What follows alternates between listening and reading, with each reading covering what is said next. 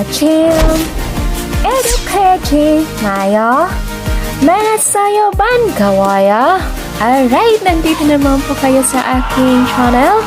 Okay, kung napapansin nyo po, nandito po sinulat ko na agad yung pattern kasi po may pattern po sa pagsusulat ng Korean words or language. Alright, first number 1 po ay consonants plus vowels, consonants plus vowels over consonants, consonants over vowels, and consonants over vowels over consonants. Okay, number 1, meron pa akong isinulat na example. Ka, ha. Ibig sabihin po ay go. Okay, go. So, consonants plus vowels. Consonants plus vowels. Pangalawa, si. Si.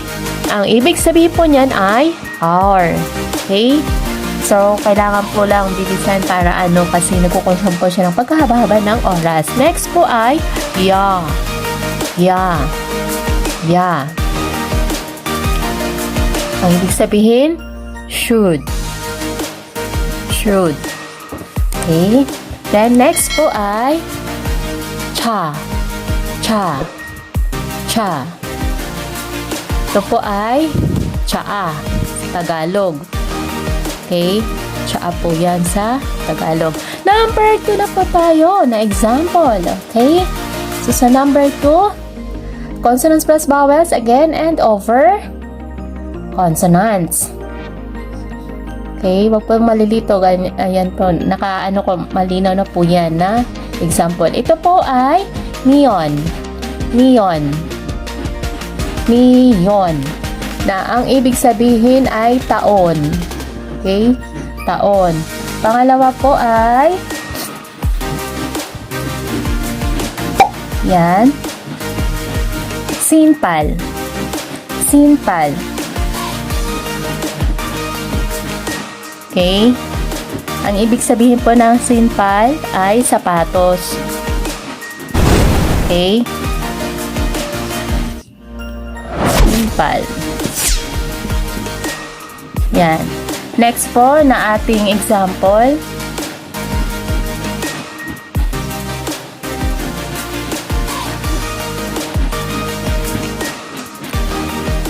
Ito po sa baba. Okay, NG po yan na katulad yung sinabi ko nung nakaraan na aking video. Ang ibig sabihin naman po ito ay older. Older po siya. Hiyong. Hiyong. Okay? Yan po ang ating example sa number 2. Number 3 naman po tayo na example. Okay? Yan. Ito po ay Jo. Jo. Jo. Na ang ibig sabihin po ay isang linggo. Okay, isang linggo po siya. Next example.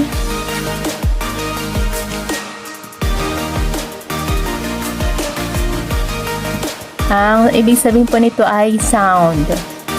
Okay? Cho. Cho. Okay, sa number 4 naman po tayo. Okay, number 4.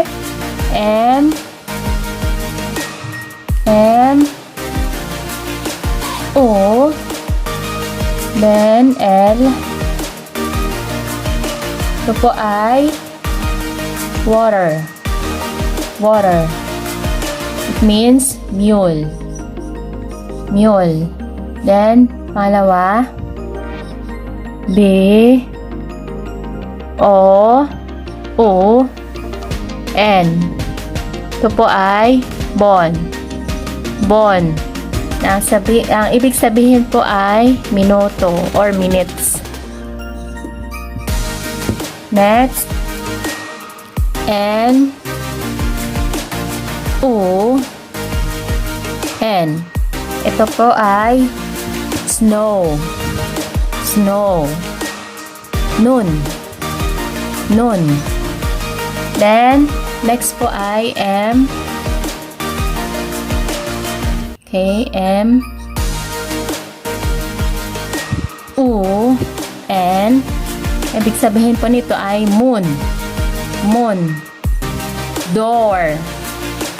Door. Okay, so yan pong ating example ng pattern. Okay? Sa 1, 2, 3, 4, sundan lang po ang aking part 1, part 2, part 3, part 4 ng ating Korean alphabet or Hangul Korean alphabet.